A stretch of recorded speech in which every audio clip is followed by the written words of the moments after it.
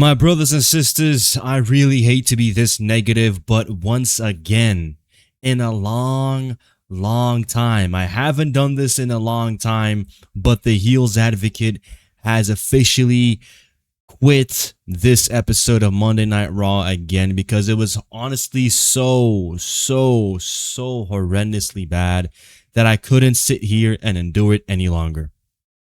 I'm going to save myself and you guys the freaking heartache, the headache, any type of ache that you can have from watching this stupid show, and I will just cut to the meat and potatoes of it all. This episode of Monday Night Raw is once again proof that the WWE is tone deaf, basically creatively bankrupt, and they do not know what to do with the current talent pool that they have, and they are simply circling in circles over and over and over again in hopes that some way the freaking side quests that they can send Roman on, Cody on, Randy on, Oba on, Bron Breakker on will eventually pay off and something will stick, instead of actually focusing on what they were supposed to be building on. And what may that have been? Obviously, Oba Femi versus Roman Reigns. That is the match that they were talking about ever since WrestleMania. That's about 4 months ago now. And they have done anything anything but actually going out there and planting the seeds for that matchup.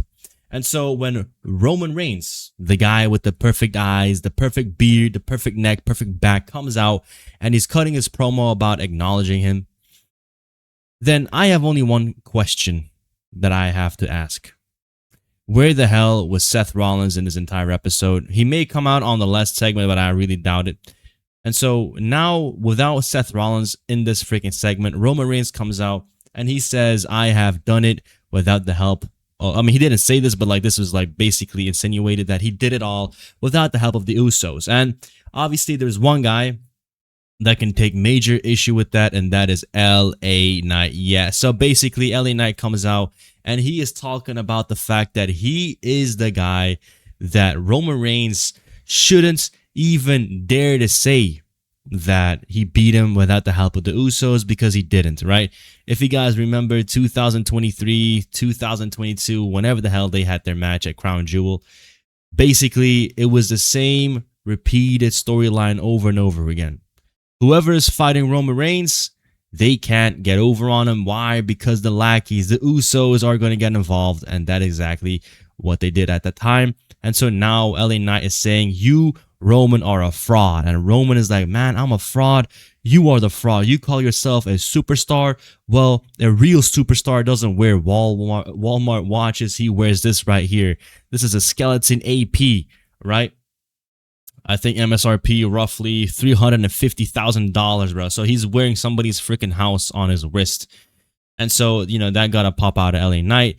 And then Roman Reigns, he goes on to say that he can do it without the help of the Usos, without the help of anybody, because at the end of the day, he's not here to prove to anybody that he can do it on himself, right? Because he has always carried the company by himself. Whether or not the Usos helped him out was besides the point. And somebody like LA Knight should really just step in line, because the fact is, he is way back in the line. And as Roman Reigns tried to walk out of the ring, LA Knight, then he just he's poking fun at the fact that he just wrestled Seth Rollins, who was clearly nowhere near the line. So he's like, whoa, look, man, you're over here talking to me about back in the line and this and this and this, but didn't you just give Seth Rollins a freaking match? So LA Knight is basically applying the same logic, and he should get the match, right? If Seth Rollins can get the match, why can't LA Knight? But my problem is this: LA Knight and Roman Reigns is not the feud I am interested in. LA Knight he doesn't have any business, right? With Roman Reigns. As much as he is involved with the bloodline and this, really, honestly, he has no business being on Raw. He should be on SmackDown. He should be feuding with somebody like Cody Rhodes or CM Punk. He feels really out of place against Roman Reigns, because the fact is, Roman Reigns, as soon as he won the championship off of CM Punk, that already felt displaced, okay? that matchup really didn't make any sense at all, other than the fact that, yeah, I mean, out of the two champions, Drew McIntyre and CM Punk, we're going to have to pick CM Punk, but we didn't really pick him because, we love CM Punk so much more than Drew McIntyre, I mean, which we do. But the fact is, we had to pick CM Punk because Cody Rhodes wasn't the champion when Roman Reigns won the Royal Rumble. So, therefore, anything that he did the moment he won the Royal Rumble basically felt like a secondary option. And so that is my problem. When CM Punk loses to Roman Reigns, that didn't really feel like a triumphant return to the top of the game for Roman Reigns. That felt like a sidetrack, side quest, side freaking, BS tour that Roman Reigns went on just to avoid Cody Rhodes. And so when then he comes out after beating CM Punk and Fatu, Jacob Fatu comes out and he's confronting him, that also doesn't make any sense, right? Because Jacob Fatu has been on SmackDown for the last year and a half. And so why would he go after Roman Reigns? Like if he wants a title shot, I mean, he was literally in line to fight Cody Rhodes. So why not him? So that doesn't make any sense, right? Once again, Triple H, he's just frauding it up. And then what do? They make him lose again. So they literally just castrated Jacob Fatu. He doesn't feel like a big deal no more. And then the following match, suddenly the guy that won the King of the Ring, he doesn't pick his freaking title. And instead we have the bracket one loser, right? The quarter, well, like, what do you call it? The freaking first round bracket loser, Seth Rollins. He just comes out after losing to LA Knight, after losing to Bron Breakker, after losing to CM Punk, after losing to freaking Gunther, Jey Uso. I mean, Seth Rollins lost to everybody. But he comes out, and plus he lost a freaking first round bracket as well. And then he comes out and says, brother, let's have a match, brother. And then he gets a title shot. So now LA Knight is in the mix as well. And we all know that somewhere down the line, we have Oba Femi. So what this tells me is this.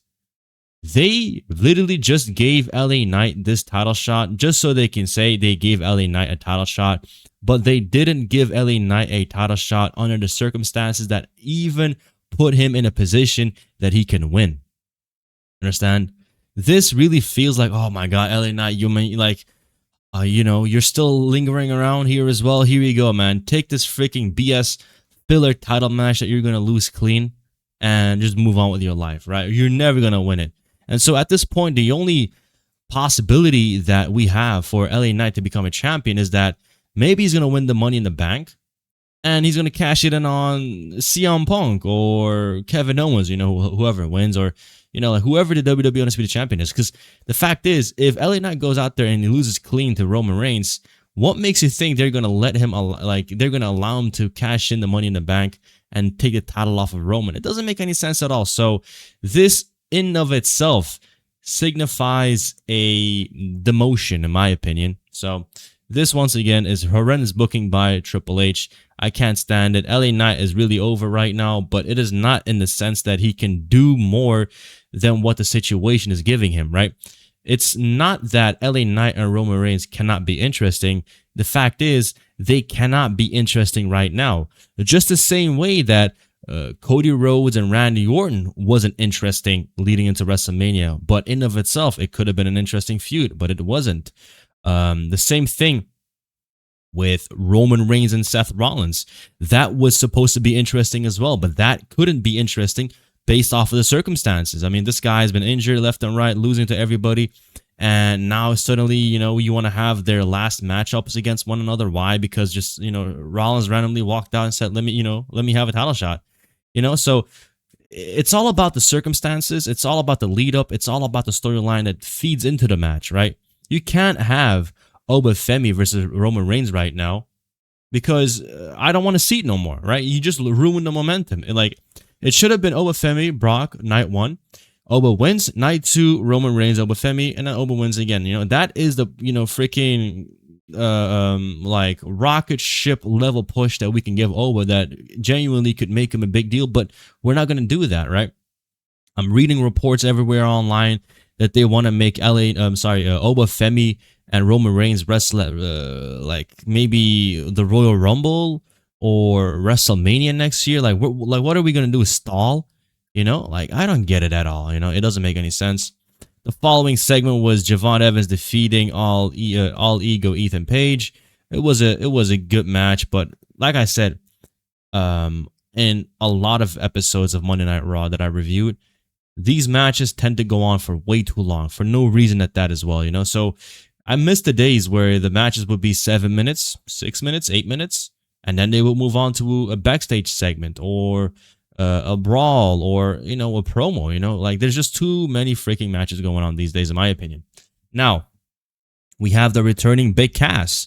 He looks in amazing shape. If you guys remember, like, before he got cut by the WWE 8 years ago, he was like in really, really awful shape. And now he just looks like he just, you know, packed on a lot of muscle. He looks like a freaking monster. So I love to see that. The following segment was basically Roman Reigns scolding Jacob Fatu for saying that, what is this deal that you have with Royce Keys? You come out there and you say, brother this, brother that. You only have one family, and that's the bloodline. So you better act up, right? And you better take care of the business tonight, you know? So that is basically the quest that Roman Reigns put Jacob Fatu on. And LA Knight, you know, then walks into frame, and he basically just annoys the bloodline, right? So he's like, oh, you know, Roman Reigns told you guys you can't hit me, so hey, you know, and then just starts teasing them a little bit. So I don't know. I don't like it at all, right? Another reason why the bloodline doesn't work under this structure is that the bloodline has always served a purpose. They were relevant in the sense that whenever Roman Reigns had a title match, they would be in it just to help him out, right? So the Usos or whoever else was in the bloodline, you know, Solo Sikoa, they really mattered, right? Now the bloodline, yes, they are formed, they are a unit, but they don't feel like they matter now, right? What is the purpose of them, right? Just to have them, you know, linger around backstage? I don't like that, you know? At least Jey Uso, at least Jimmy Uso, at least Solo Sikoa back in the day, they would help Roman out, right? They would be a part of the storyline. But since Roman does everything alone now, what is Jey Uso's purpose? What is Jacob Fatu's purpose? What is Jimmy Uso's purpose, you know? And then, so, like, you know, Roman was also talking about bringing Solo back into the freaking fold. It's like, let's just say he does, right? Let's just say Solo joins again. What do we get out of that? You know, like, what does Solo get out of that? You know, the original reason was that Roman, he needed the entire family to basically fall in line and help him win. But now, what is the point? You know, what is the point? You know, so I don't like it at all. The bloodline is totally cooked. And then the following segment is Jacob Fatu and Royce Keys talking about, like, you know, their upcoming match. But Royce is like reminding Jacob that, you know, they used to be brothers. They used to be running up in freaking Baltimore, and, you know what I'm saying, they would be, you know, gangbanging together, whatever, right? And so Jacob says, you ain't no brother no more, man. I'm gonna see you tonight. And, you know, that was about it. So then the following segment was Liv Morgan cutting a promo. Becky Lynch came out, and we had Stephanie Vaquer return, man. Stephanie Vaquer came out looking, you know, very, very feisty. So she's out here to get Liv Morgan, but I don't understand why she would come out. In the same segment, Becky Lynch announced that Liv Morgan was her next target. So I'm not too sure what they are doing, but clearly they're going to be having a match between Becky Lynch and Stephanie Gunker for the number one contender spot. So we'll see how that goes. But at this point, I'm not too interested in seeing a freaking, you know, number one contendership match. I don't know what that really serves, you know. I mean, Vaquer was a champion for a long time. She lost at Mania, and in my opinion, she should just be getting a title match right away. But it is what it is. Then we had this little vignette about, oh yeah, the main event for tonight. It's a street fight between Royce Keys and Jacob Fatu. I was kind of excited for that, but then we get to like 2 hours into the show, and like we see freaking Chad Gable being a tag match. I'm like, bro, I don't want to watch the rest no more. So then we had Oba Femi walk into the frame when Paul Heyman was looking at a vignette about the career of Brock Lesnar. Oba Femi says, you know what, Paul, I didn't get the chance to say thank you to you, to say thank you to Brock Lesnar for all the nice words that he gave me, because, you know, he's not here. So can you please do me a favor and tell him I said thank you? So that was basically it. Then Oba Femi comes out, and I swear to God, I only had one question. will he announce what is next for him, right? And he came out, he talked about a bunch of metaphorical stuff.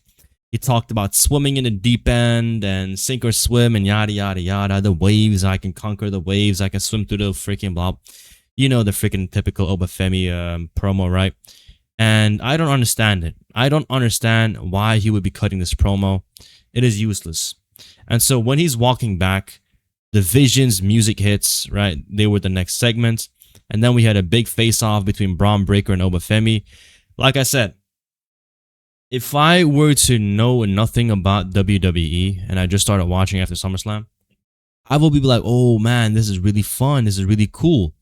But my issue is this. Why are we already teasing something between these two, right? Because I don't want to see anything from Oba Femi other than him focusing on Roman Reigns.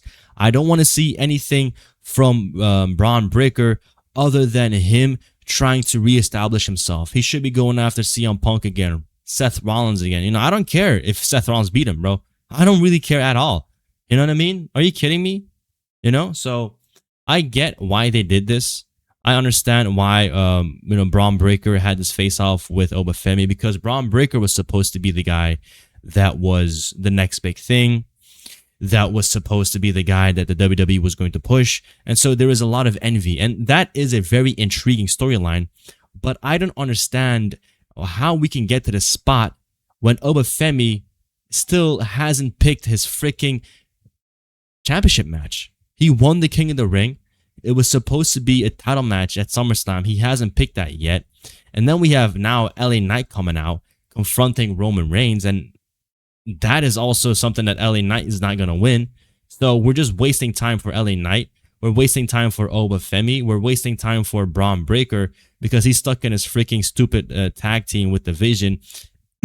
And so he comes out here and he takes care of Joe Hendry, One spear on the outside, another spear in the ring, 1, 2, 3, and Bron Breakker takes care of Joe Hendry, and he still looks very, very mad. And like I said, I like this angle, but there is a time and place for everything. Like if we're gonna have Bron Breakker attack Oba Femi, is that to establish Bron Breakker again as the top, young babyface or young guy? No, because they're not gonna make Oba Femi lose.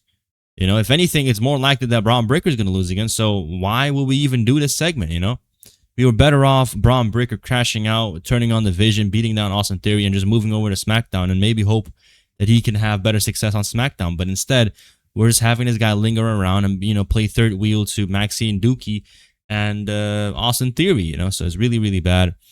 Big Cass cuts a promo backstage. That was pretty good. And then we had a match between the Judgment Day and Chad Gable and Penta. So it's like this guy literally just won the mid-card championship, and his following match is literally a tag match. They always keep doing this, right? I really don't like the WWE for doing this.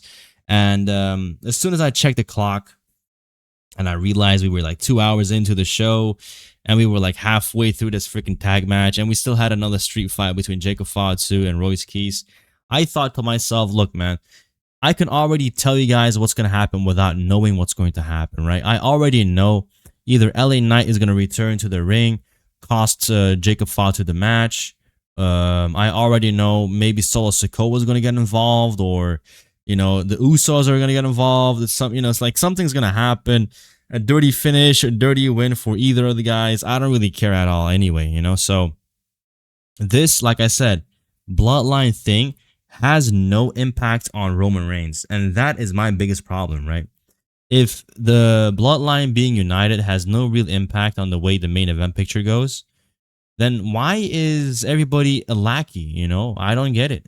We could have had a situation where Jey Uso never accepted the role back as a lackey. Jey Uso could have held his position of being an opposition to Roman Reigns, and we could have had something happen out of that. I would have much rather preferred to see a feud between Jey Uso and Roman Reigns instead of Jacob Fatu and Roman Reigns. I would have much rather preferred Jey Uso versus Roman Reigns at SummerSlam than Seth Rollins versus Roman Reigns at SummerSlam, because you mean to tell me that Seth Rollins and Roman Reigns, they had their last actual match on freaking SummerSlam, to me, that really felt like something they could have did at WrestleMania. So the fact they did it on, SummerSlam speaks volumes to how little they think of Seth Rollins, So if the best match that he can have against Roman Reigns is at SummerSlam and not Mania, then hey, in other words, they said, look, Rollins, you're not gonna win, so just take this freaking L at SummerSlam and move on with your career. And the way I look at that, and the way I perceive what that really means is that is officially a reintroduction of Seth Rollins into the mid card. So before you know it, we might even have freaking Seth Rollins versus Chad Gable. It's a really bad time to be a WWE fan. We came off of the heels of SummerSlam. We came off of the heels of the supposed great match between Seth Rollins and Roman Reigns. And honestly, I didn't feel it one bit. That storyline felt incomplete. It felt rushed. It felt like it had no reason to be a match at this point in time. They could have had that match happen later down the road, but they simply didn't have anything else to do. And they were like, hey, man, let's just look around real quick and maybe we can just, pull on the nostalgia strings and hope for the best, and that's what they did. And clearly it didn't turn out for the best either. So I have to say that this episode of Monday Night Raw is just genuinely really bad. I haven't stopped watching. I haven't quit an episode in a long time, but I just had to quit this episode because I'm not just going to sit here and take all this bull crap, right? There's no point in having 25, 30-minute matches on a Monday Night Raw when you barely have any other segments backstage. You have guys like Jey Uso and Jimmy Uso that can have their own storylines, but instead they just sit there and just be lackeys and get punked by LA Knight, So it doesn't make any sense. WWE Raw is completely cooked. I don't know what Triple H is doing, and it's completely, ruining my immersion, my week-to-week interest of watching Monday Night Raw, let alone PLE. So they got to lock back in really, really fast. And if they can't, then maybe they have to pull out the typical freaking wild card, which is bringing out The Rock. But like I said, for some other feuds, if the stipulations and the circumstances are not right, the match is not going to be right. So even if The Rock comes back to challenge Roman Reigns, the environment has to be correct, the stipulation has to be correct, and the stakes have to be correct. So let's see how things will turn out, because at this point, going into Survivor Series or the Royal Rumble, I am not interested in anything at all, because everything just freaking sucks and it stalls. So my brothers and sisters, I really hope you guys enjoyed this video. Smash the like button if you haven't already. I am the Heels Advocate, and it seemed the Heels Advocate had to make this video.